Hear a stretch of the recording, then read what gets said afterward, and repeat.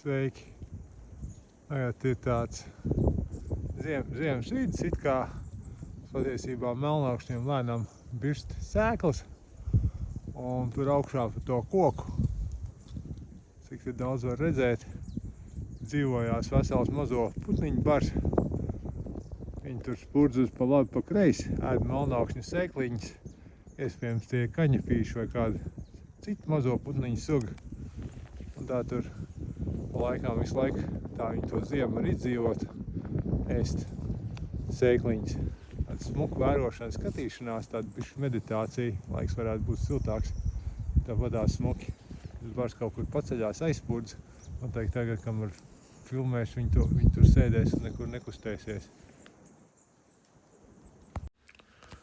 Papētot vēlāk, tomēr sapratu, ka tas mazais putniņš ir ķivulis, tāds neliels putns, kurš pamatā barojās ar dažādām koku sēklām, tā skaitā ar augšņu, bērzu, gobu, apšu, kujkoku.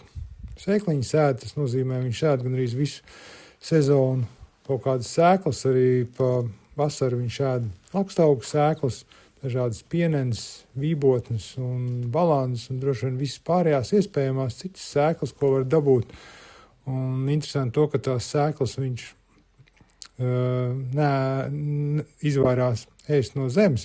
Viņš var visādās akrobātiskās pozās iekarināties tanī savā sēklu ēdama augā un tad ēd tās sēkliņas.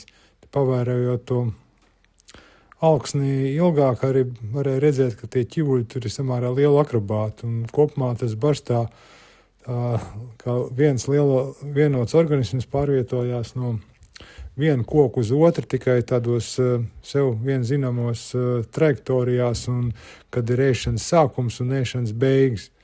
Un interesanti, ka tā ķivuļu populācija Latvijā ir daļēji ziemojoša, daļa lido kaut kur uz dienvidiem un daļa arī paliek. Un tad būtībā šādiem maziem putniņiem, lai viņi varētu izdzīvot, vajag samērā dažādu ainavu, kur ir gan atklātas vietas un gan arī kaut kādas meži, un tiem mežiem būtu jābūt ar dažādām koku sugām, lai varētu dabūt sev ēdienu dažādos laikos. Paldies, ka skatieties, ar tā tiekās mežā.